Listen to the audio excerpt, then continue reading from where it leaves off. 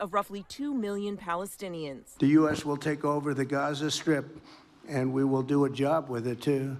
We'll own it and be responsible for dismantling all of the dangerous unexploded bombs and other weapons on the site. And he says he's willing to use the U.S. military to do it. We'll do what is necessary. If it's necessary, we'll do that. We're going to take over that piece, and we're going to develop it, create thousands and thousands of jobs. Benjamin Netanyahu seemingly on board with the plan.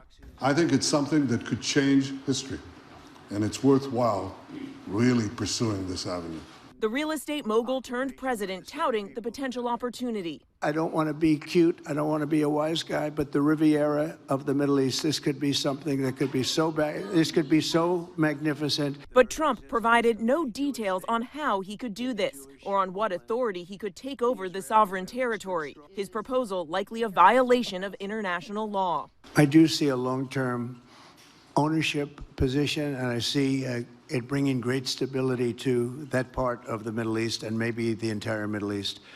And everybody I've spoken to, this was not a decision made lightly. The big question, who would live there? Trump broadly suggesting everyone is welcome, but he made it clear. Dude, the international law, international law is over, okay? It's never been more over than at this moment.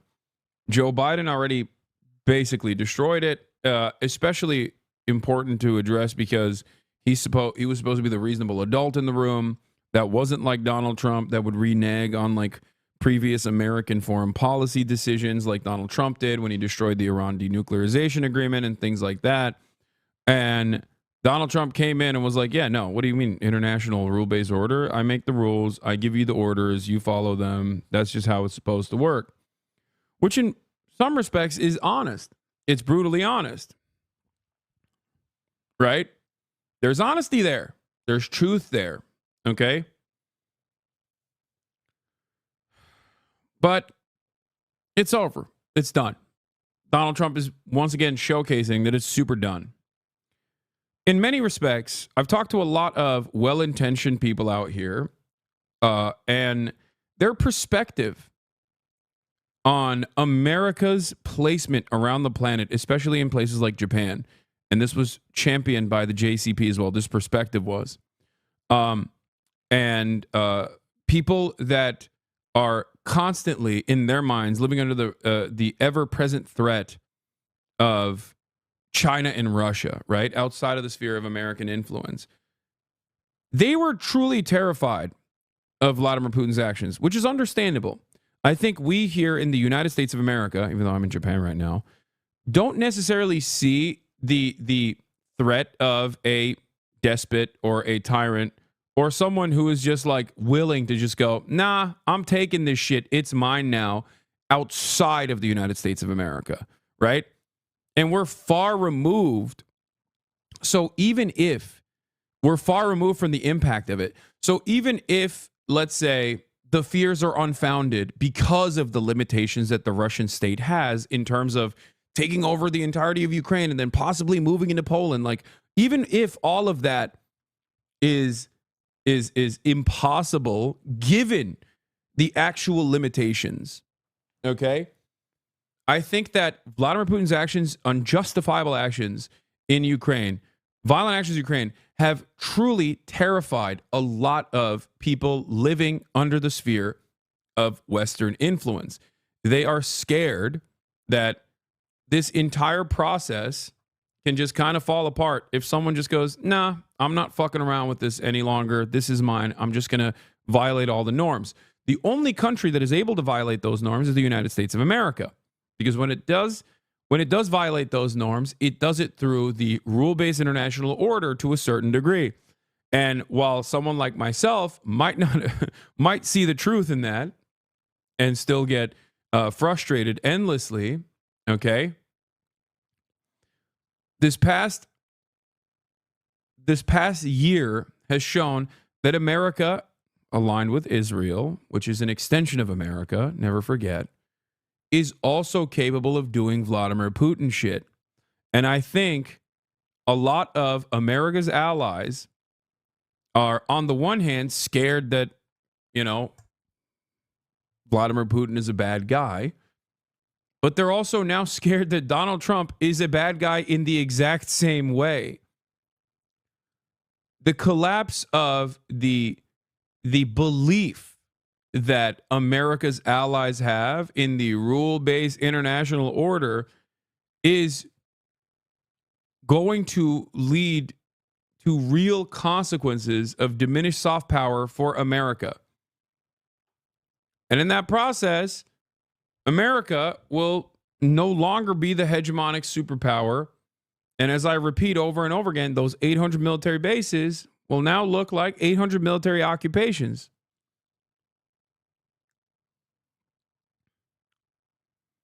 Like, think about that. Europeans are terrified of Vladimir Putin for what? What's the reason? Well, because he's a madman and he has shown his proclivity for land grabs. Okay? And we're talking about new land grabs. If you already did the land grabs, if you engaged in colonialism and you still have like colonial remnants within your economic infrastructure, like, you know, maybe you have a couple West African countries that you still control the currency of or whatever, that's different. In the minds of the Europeans, they look at that in a very different way. They're like, well, that's just business as usual. That already happened in the past. But when you got a fucking dude who's going, I'm taking a piece of a country on the European continent, they're like, whoa, what the fuck is going on? Hold on. But now you got Donald Trump saying he also wants a piece. You know? You got Donald Trump straight up being like, I'm taking Greenland. Fuck you gonna do about it? I'm taking Canada. What are you gonna do about it? I'm taking the Panama Canal. Also, I'm taking Gaza. I'm taking all of it. So this like overt, like pro-empire attitude with not even a lot of massaging of the narrative is something that I think a lot of people are understandably afraid of. Okay? It makes sense because in some ways it is very Adolf Hitler, especially considering that he also wants to do internal concentration camps for the undesirables that live on U.S. soil. Okay?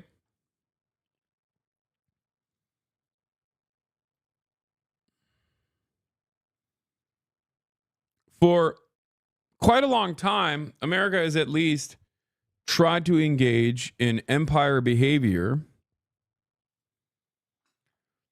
When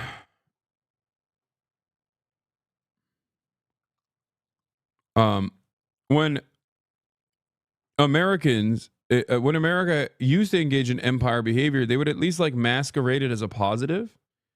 And we've completely dropped that notion. We're not even saying it's a positive. We're like, no, we're the bad guys and we're going to take your shit.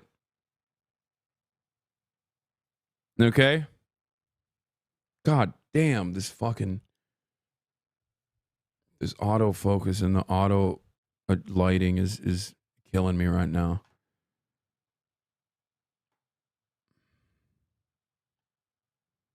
Look how dark it is. Come on, fix it. Fix it. My pro-NATO mom's already saying that we, EU, should distance ourselves from the US. Yeah, that's it. That will be an attitude shift. That will be an understandable attitude shift because you can't say, oh, I'm just taking it. What are you going to do about it?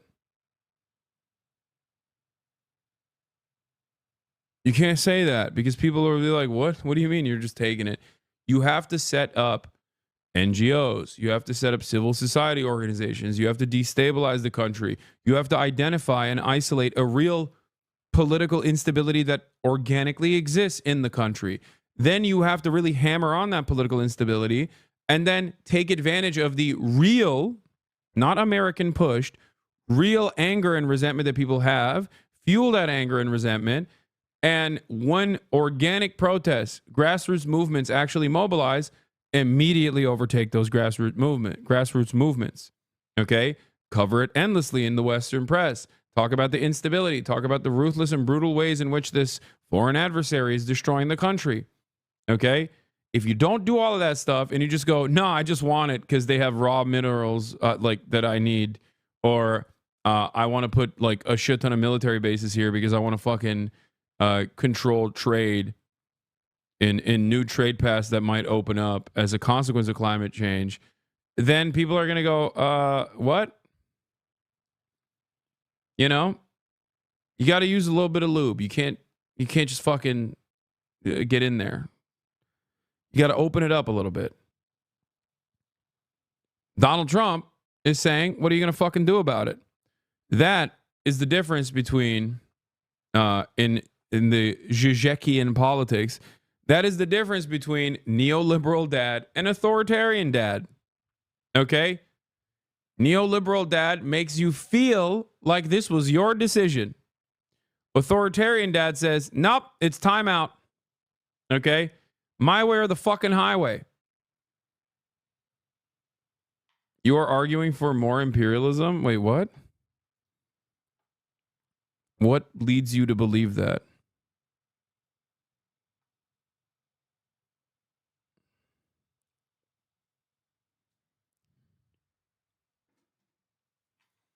I was protesting in Egypt in 2011 through grassroots movements. We got duped, took less than 2 years for a coup.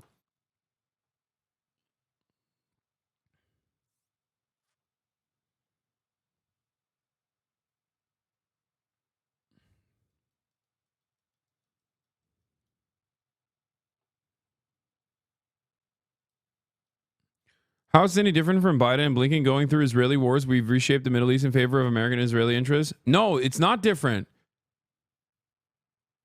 Wait, what? No, that's what I'm saying. I'm saying that Biden ironically came into office saying that he was going to restore global order and America at its top. And then with Israel, he literally decided to throw it all aside because Israel's clear-cut violations of all humanitarian rights, all rules, all regulations, and America's endless defense of Israel made everybody see what was going on, the truth of the matter. Okay? Donald Trump is, of course, in the most expected fashion, accelerating that process. That's why I always say American foreign policy is uniparty, but it only goes in one direction, and that is reactionary fascism. Okay? American foreign policy is uniparty. Right wingers come in and they make things even worse. Liberals come back into power after the regular cycle because the right wing is awful, and then people get really exhausted by it. So they're like, "Oh, we need to change immediately." And then liberals come in, they don't actually reverse any of those decisions, and they also kind of continue the uniparty approach. That's it. The Palestinian residents of Gaza should leave and relocate elsewhere. There are many of them that want to do this and build various domains that will ultimately be occupied by the 1.8 million Palestinians living in. And what have you done? I don't know. I try to do my very best with the limited amount of power that I have and the limited amount of influence that I have. I try to use that for good, try to educate people, help them understand the situation on the ground, help them recognize that in domestic politics, who is actually responsible for the pain that they experience, where American priorities are. I've set up numerous fundraisers that have totaled more than $3 million for numerous Palestinian organizations, 8 organizations that are actively working on the ground. You know, I try my best, and it's simply not enough. Okay, it's simply not enough. Wait, what? Lemafeo, in your $1 million home, educate equals encourage people to not vote. Good job, bro. Was there ever a moment? I wonder where this chatter is coming from. I can't tell. Considering that I spent 45 minutes publicly voting on camera and have very consistently talked about the importance of voting in general, I'm going to go ahead and say that you're probably watching YouTube videos where people are telling you that that is my perspective.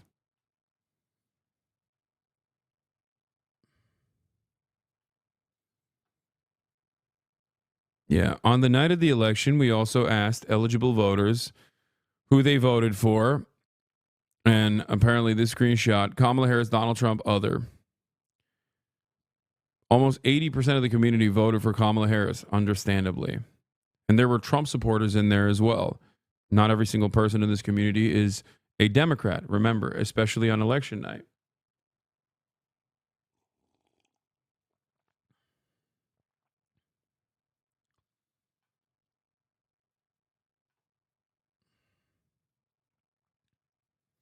You love taking the bait. I try to correct the record to the best of my ability because I always know that there's new people in here and I don't want them to also be duped by outright lies.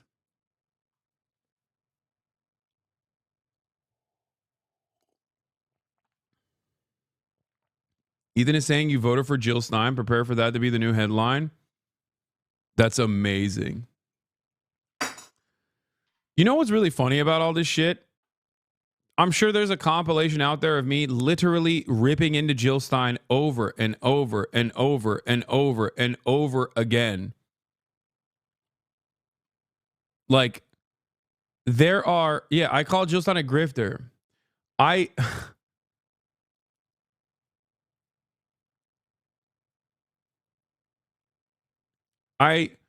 debated chatters who kept yelling at me because I wouldn't advocate to vote for Jill Stein.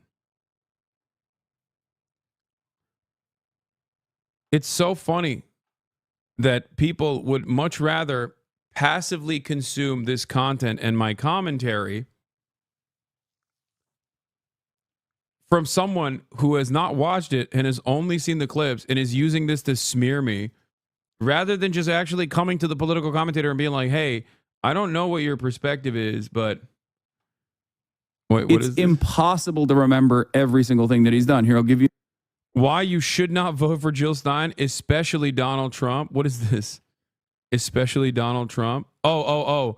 Why you mustn't vote for Jill Stein and you definitely shouldn't vote for Donald Trump. That's the title of this video. Okay, this is a fan channel. They clipped it.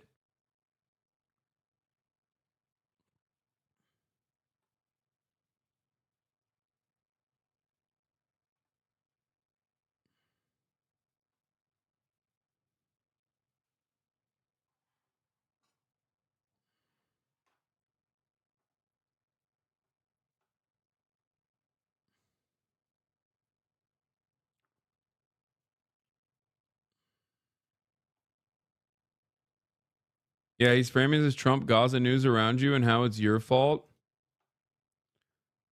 I feel like you can absolutely say that this is the fault of people like Hasan.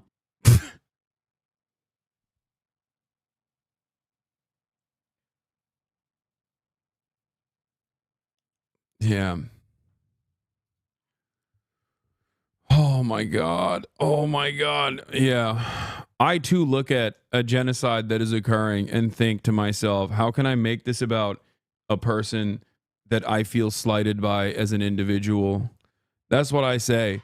And then I turn around and say, a genocide is happening. Like that's the deflection, as though that's like a real deflection and not a fucking principled stance I have. I'm done. We got to stop. We're putting a fucking ban on these idiotic Ethan clips, please. Like it's baby shit. It's for babies. You are a baby. You are a baby. Over and over. Bro made his whole personality an r/destiny hallucination. I know. Oh God. Hasan, if I was you, my ego would be through the roof. He's so obsessed with you. No, dude. I just want him to I want him to be well, okay? This is clearly not well.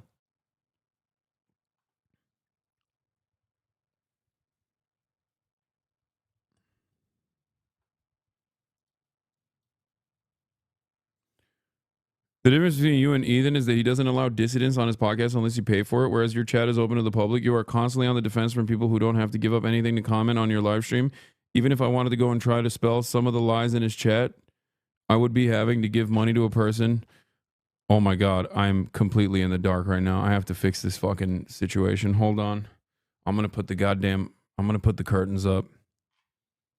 It's over. It's like a joke. Liberals are so fucking spineless.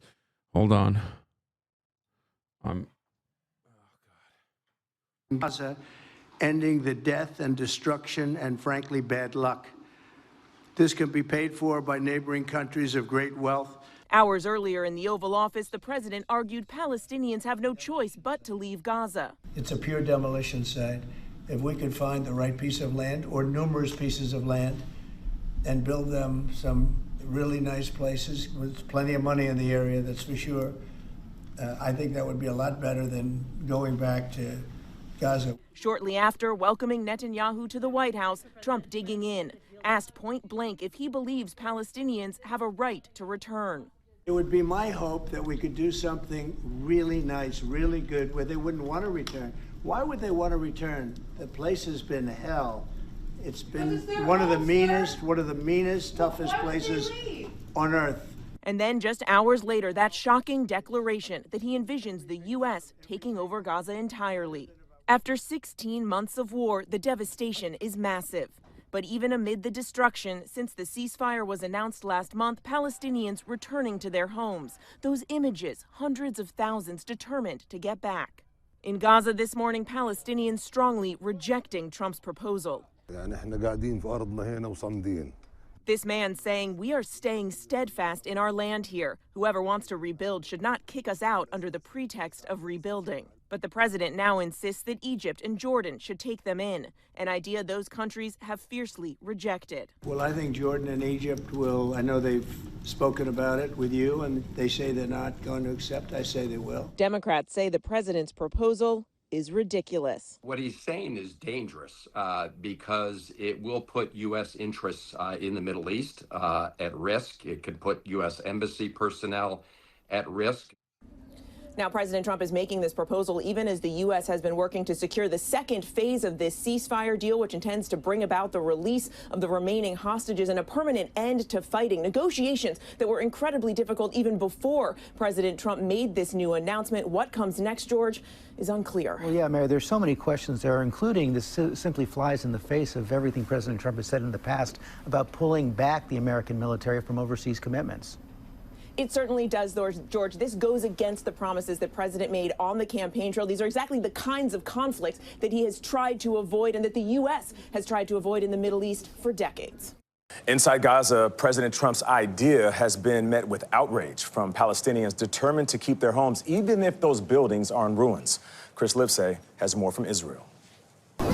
Since the start of this ceasefire, hundreds of thousands of Gazans have begun moving back home, or what's left of it. This president, who is called Donald Trump, comes to us with a new method to displace us from our country where we are rooted. This man says, this is our land. We will not get out of it. But rebuilding will take more than resilience. A UN assessment estimates that clearing the more than 50 million tons of rubble left behind could take 21 years. More than 1.7 million have been displaced by the ongoing war. The U.S. will take over the Gaza Strip. Trump's proposal to resettle all of them has reignited painful memories of the Nakba, when hundreds of thousands of Palestinians were forced from their homes. Wait, what the hell? Yo, liberal media talking about the Nakba? What the hell is going on, dude? Oh my God, is resistance liberalism back? That's crazy. That is actually crazy. That is, wow, shocking. I didn't realize that mainstream media was deeply anti-Semitic. This is CBS Mornings. Isn't this where Tony Double Cirque shit on friend of the show, Ta-Nehisi Coates? Same program, by the way. What's happening?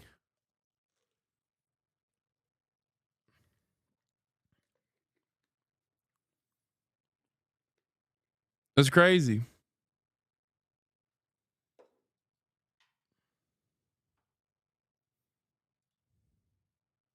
The creation of Israel. What about infuriating the people who remember the Nakba, who talk about displacement? It's a very visceral pain for the 2 million people in Gaza. What I think President Trump is saying here is that Gazans, you have a choice. You do not need to continue to live under a radical jihadist regime.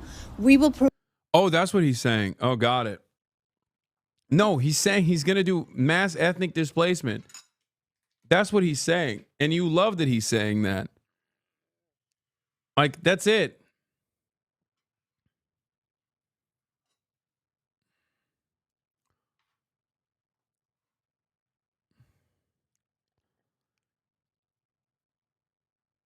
God damn, dude.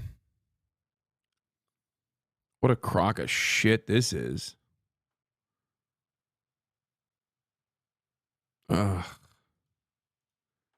Provide solutions for you.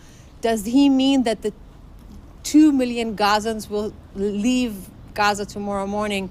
Probably not. But despite the destruction of the Strip, most Gazans remain determined not to leave. Both Egypt and Jordan have rejected Donald Trump's proposal, fearing, they say, for the population of Gaza as well as their own. Here's how Hamas responded to it. Hamas official Bassem Naim says Trump announcement of a U.S. plan to seize Gaza and ruin Palestinians is a crime against humanity and a reinforcement of the law of the jungle at the international level. Okay. He said the problem of reconstruction is not at the presence of the Palestinian people on their land, but rather in the continuation of the Zionist occupation and the stifling siege of the Gaza Strip for more than 17 years with American support. Naim called for urgent regional and international action to put an end to these malicious plans. As reports emerge that Netanyahu intends to sabotage future phases of the ceasefire deal, Naim reiterated Hamas's position that it intends to abide by the terms. We demand that the mediators, especially the United States, oblige the occupation to implement the ceasefire agreement in its 3 stages without procrastination or manipulation, he said. We are committed to implementing the agreement as long as the occupation commits to it, and any manipulation in implementing the agreement may cause its collapse.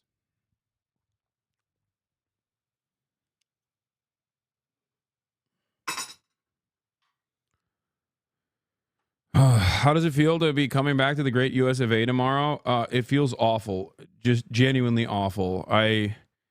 Because there are so many issues. There are so many insane issues in the United States of America. It sucks so bad.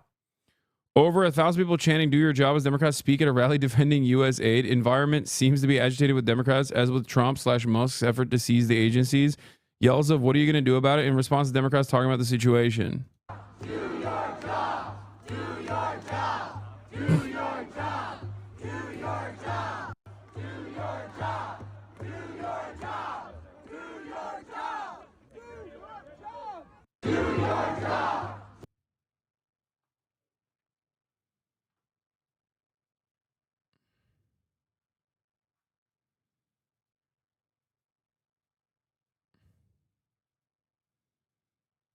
Even my insanely libbed up dad is like, "What the fuck are the Dems doing?" Yeah.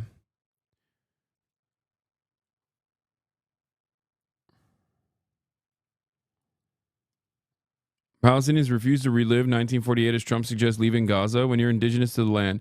Amir Karaja told CNN he would rather eat the rubble than be forced to leave his homeland. "We are steadfast here," Karaja told CNN on Wednesday, as he was working on what remained of his home in the Nuseirat camp in central Gaza.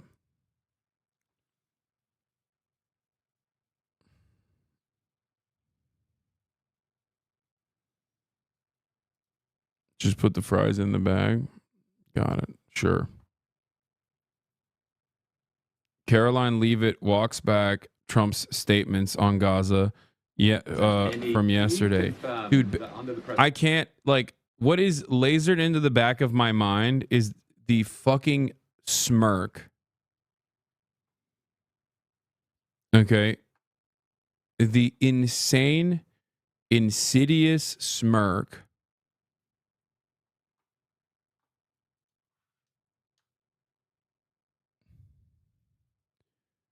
on Benjamin Netanyahu's face as Donald Trump talked about ethnically cleansing the Gaza Strip. He just sat there and he just smiled. Just so awful. Insanely awful. plans for Gaza. Any and all Palestinians who want to stay in Gaza on their land. Like, dudes didn't leave their homes when they were getting bombed, man. Why would they ever leave during the rebuilding process, especially when so much of the Palestinian collective identity revolves around being displaced?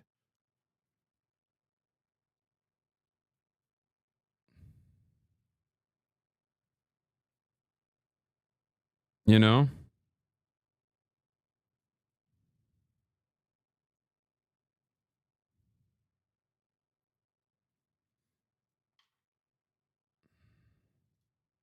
Will be allowed to do so. I can confirm that the president is committed to rebuilding Gaza and to temporarily relocating those who are there because, as I've showed you repeatedly, it is a demolition site. There is no running water. There is no electricity. The president wants these individuals to live in peace. He is committed to doing that with this very bold new plan, and we will continue to keep you apprised of updates as we receive them.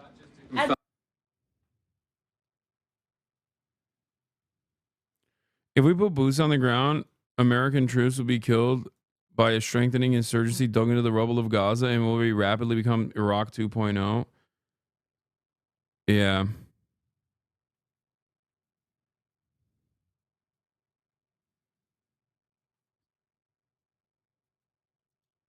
It's just...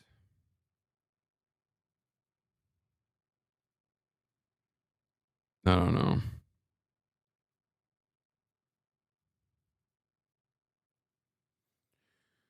Oh.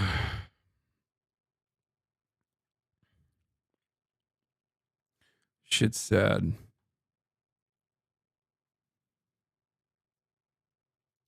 Even Lindsey Graham is like, sir, I don't know about that. Yeah, this doesn't mean anything, man.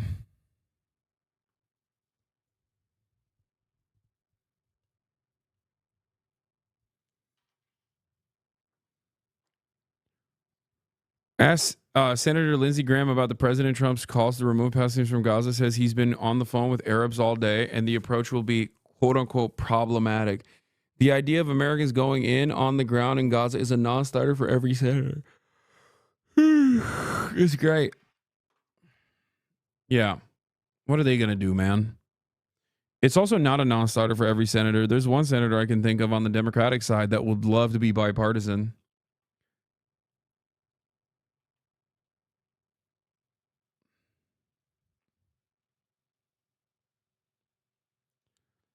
All I can say is I want to destroy Hamas, but I've been on the phone with Arabs all day. That approach, I think, will be very problematic. The idea of Americans going in and on the ground in Gaza is a non-starter for every senator. So I would suggest we go back to what we've been trying to do, destroy Hamas and find a way for the Arab world to take over Gaza and the West Bank in a fashion that would lead to a Palestinian state that Israel could live with.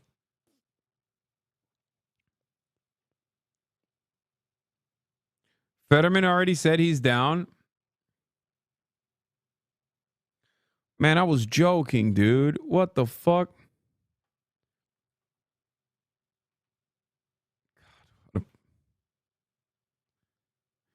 The only thing the Democrats can get together to do is just like more pain and cruelty for the Palestinians. They got no motion on anything else, dude. No motion whatsoever. Trump is just crippling the federal state. All of the regulatory bodies. Democrats are like, we're just gonna wait until he fucks up on his own. Okay? The only fucking time they got any smoke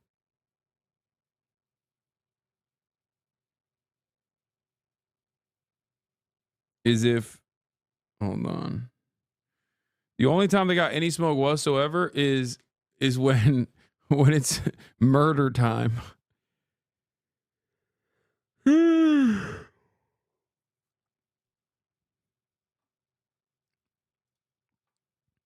Populations and what that mass influx of people would do. To that, Donald Trump said those countries would play tough, but in the end, they would take the deal.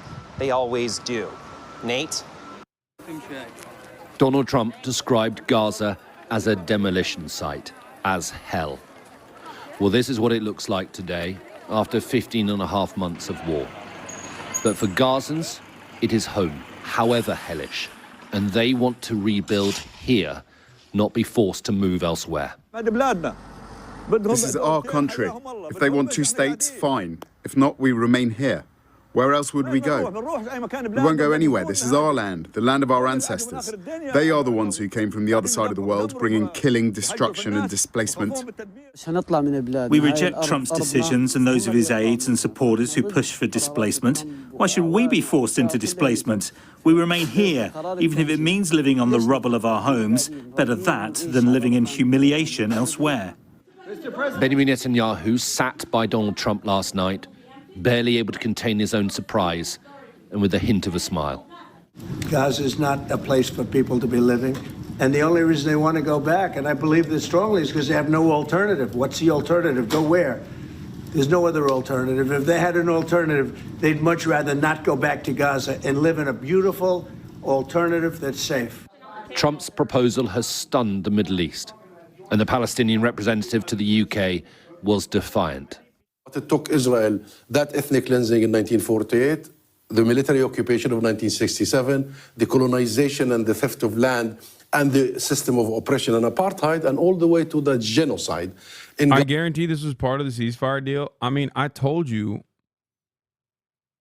that they had designs for at least doing a permanent military installation in northern Gaza, and that their designs for the West Bank was the permanent annexation. Like,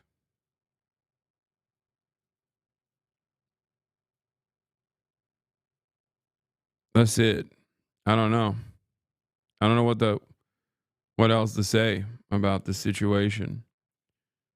I said it even after we talked about Donald Trump pushing for the ceasefire. I told you that there was probably going to be some additional things that the guy who got $100 million for Miriam Adelson was going to do.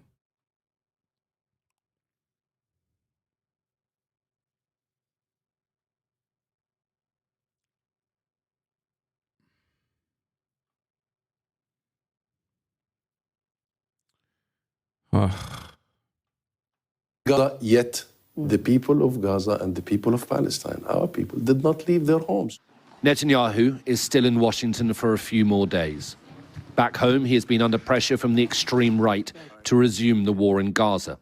The US president's proposal has come at a perfect moment for him. It is a political lifeline for the Israeli prime minister.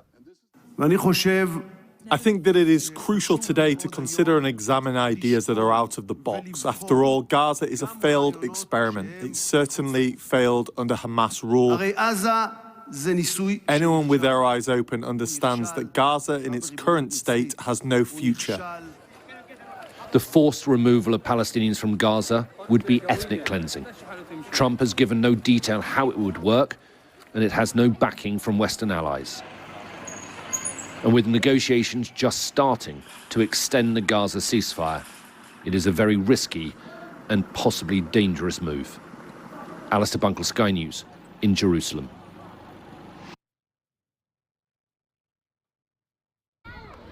In the old bombed-out UN school in Jabalia, just north of Gaza City, there are still some classrooms intact. People whose homes have been destroyed moved in here last week when the Israelis allowed them back into northern Gaza. Mahfoud Hassan's room here has a nickname now, Orphan Class. Her two sons were killed during the war. She's surrounded by their children. Yesterday, Donald Trump called for Mahfoud and every Gazan to be supplanted. But no army in the world could move her out of Gaza now because it's where her sons are buried. ايش مصيرنا اللي جاي مش عارفين رغم هذا الحمد لله الحمد لله على كل حال اقسم بالله رغم هذا كله لا يقولوا اطلع على دي الاردن ولا على مصر لا مش هطلع ضلني قاعد فوق الرطب ضلني من ريحه اولادي قاعد. Mahfoud's daughter Lubna brings our team to the family home further north in Beth Hanun. The children, all 10 of them, come along. The house was destroyed in the bombing at the beginning of the war. The family have since moved. at least 6 times. ما أعرف وضل خلوا ذكريات ولا حاجة خلوا من الذكريات كله راح الحمد لله الحمد لله إنه أولادي سلموا وأحفادي سلموا والحمد لله الحمد لله رب العالمين هذا بكفي كله بتعوض. As she speaks, the children find new playgrounds in the ruins.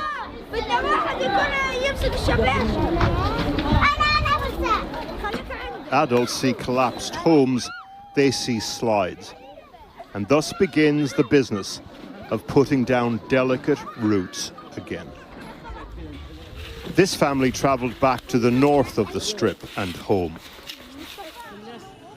Last week, our team also met Afaf Salah on the road heading south to Khan Yunis, one of the hundreds of thousands on the move. She was heading there to reunite with her daughters. It's just crazy that, like, every day there's a fresh hell. Every day. These images, and even far more gruesome images than this one, have been burned into the collective consciousness of so many, especially those who don't only consume mainstream outlets. Now, mainstream outlets are, 16 months late to the game, but finally covering it with some truth and dignity. Perhaps a little too late. And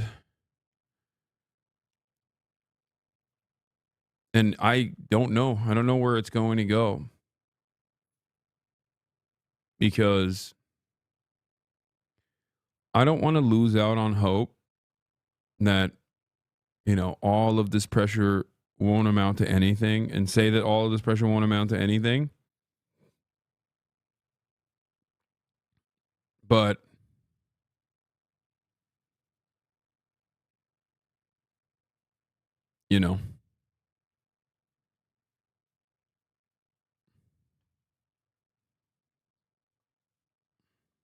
I am worried. ما شفتش بنتي من ايام الحرب ولدك ما شفتهاش رايحه اشوف اختي وبنتي. You just can't give up. These people are not giving up, so you can't either. That's my point, okay? Their existence is resistance. Their existence is perseverance. We live in the lap of luxury in the Western world, in the heart of empire. If they can continue living and surviving in spite of the odds, then you can keep advocating for them as well. أولادي 3 استشهدوا وجوزي استشهد و3 محبوسين يا الله حسبي الله ونعم الوكيل حسبي الله ونعم الوكيل يا رب ينتقم منهم يا رب اللي صار فينا يصير في كل إسرائيل. Afaf arrives at where her daughter, sister and extended family are staying. A grandchild sees her first, then inside to her daughter. لا حول ولا قوة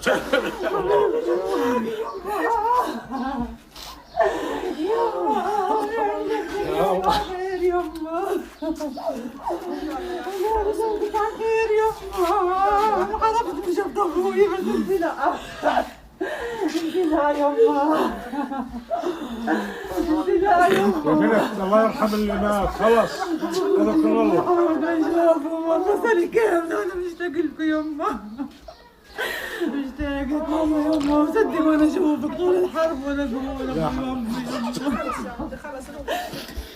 These family reunions have been a long time coming, and they're complicated, full of joy but delayed bereavement too. And these are the people Donald Trump says should leave Gaza. He is a real estate man, but what price, what specifications could an estate agent put on this home? After the horrific October 7th attack on Israel, when about 1,200 people were killed and 250 others were taken hostage, Israel launched a war to destroy Hamas. Tens of thousands of people were killed in the process, and much of that territory is in ruins today.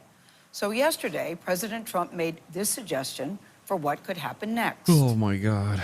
We have an opportunity to do something that could be phenomenal.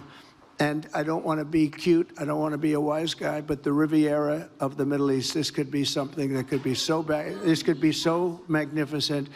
But more importantly than that is the people that have been absolutely destroyed that live there now can live in peace in a much better situation because they're living in hell.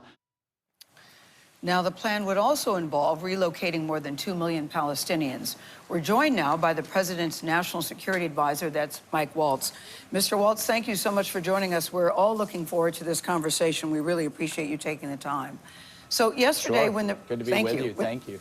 When the president made that announcement yesterday, ran that proposal, I'm told, I wasn't there, but I'm told that a lot of jaws dropped, that there was gasping in the room. And I guess my first question for you is, what right do we, the U.S., have to do this when you have 2 million Palestinians that say, listen, this is our home, we don't want to leave, we want to rebuild? Like, considering that the overwhelming majority of liberals on at least social media apps saw this as yet another opportunity to fucking dunk on the genocided people's immediate family members living in the United States of America, despite the reality that like third-party voters could not have actually made up for Kamala Harris's issues.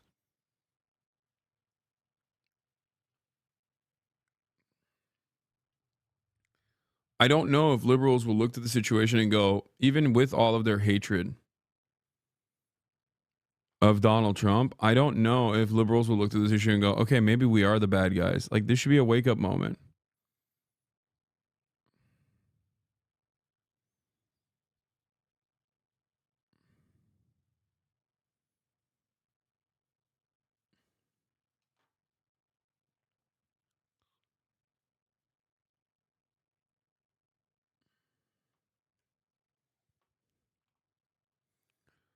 This doesn't even feel like real life anymore. I can't believe the things that are happening. Yeah.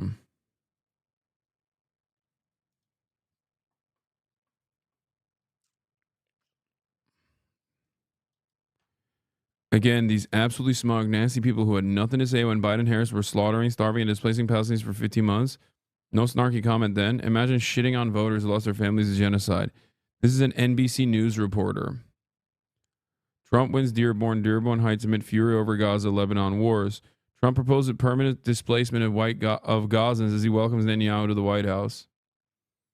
This is Sahil Kapoor, NBC News senior national political reporter.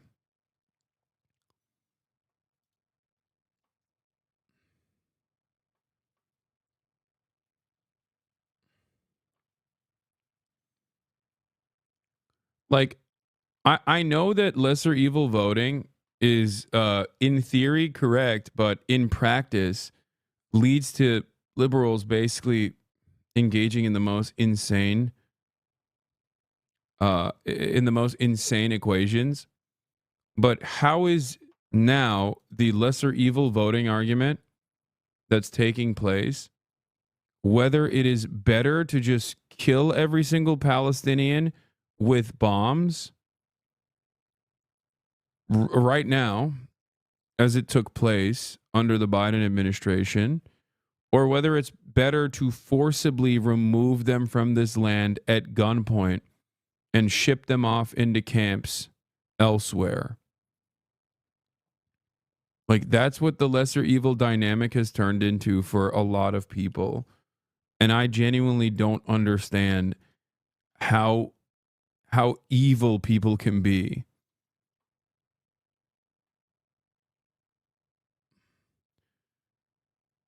He had wife on stream where she said, I hope Hasan is happy with Trump now. They should name a street in Gaza after him. It's all a game to them. Yeah, I don't think they care about Palestinians. I'm going to be very real, okay?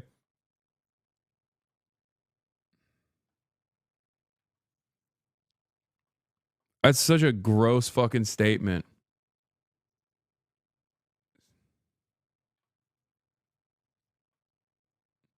Especially considering that I once again, warned people over and over again that it's not like Donald Trump was going to be better, and even debated people on this issue, both from my community and also even prominent Trump boosters. It's insane. The only significant aspect of Donald Trump's ceasefire was that he had the ability to do it. And it wasn't just Trump that had the ability to do it by way of Steve Witkoff. Steve Witkoff is not a brilliant foreign policy advisor. He's a fucking golf buddy of Donald Trump's who does real estate. That's how much power and influence America has over Israel. It wasn't because Benjamin Netanyahu was like, oh yeah, I'll do this because you're going to let me permanently annex Gaza. Okay? After all, he could have just kept the bombing going and then permanently annexed Gaza without a ceasefire whatsoever. The point here is that America has always held all the cards.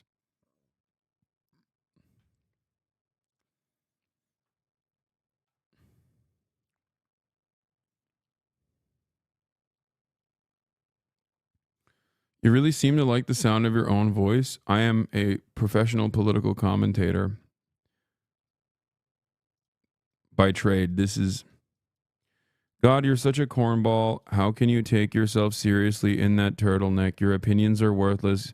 Your small percentage of stands that follow what you say don't matter in the real world. You are a fucking cornflake, Hasan. Your views are so out of touch with reality. It is scary. I feel bad for everybody that listens to this puke. Lol, professional.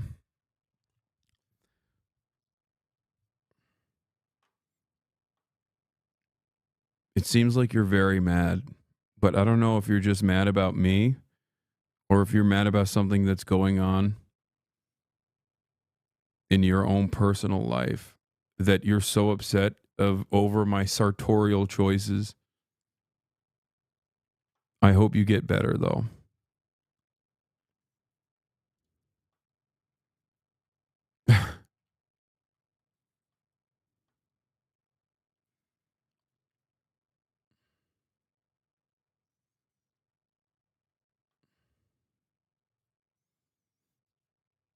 Like,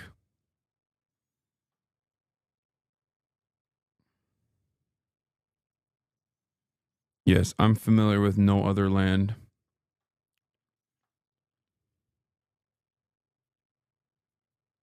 The people deserve to be mad at you. What the fuck? You had big influence and chose to go against Kamala.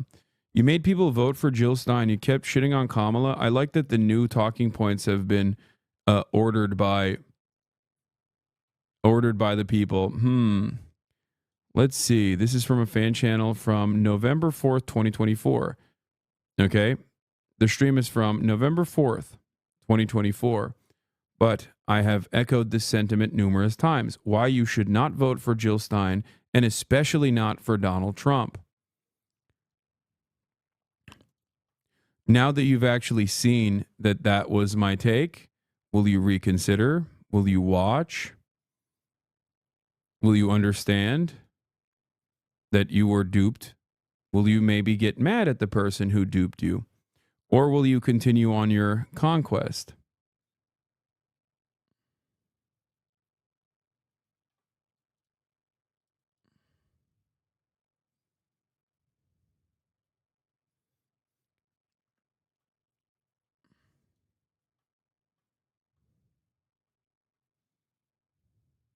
It is legitimately ridiculous that you just rally every 4 years instead of campaigning all of the other times when you should be campaigning. And yes, I do think that she is a grifter. That's it. That's how I feel about it. That's why I don't usually talk about it. It's fine if you want to vote for her. You know, she went to the Palestine protest. It was like one of the few instances where she actually was like even before this election cycle. DSA working. Oh my God. Why isn't it loading? Families have done more for people than Green Party done in their entire history besides take money away. But yeah, like there are places, if you are very serious about like, I'm losing my mind. Anyway, you can go watch the video on your own time if you want to.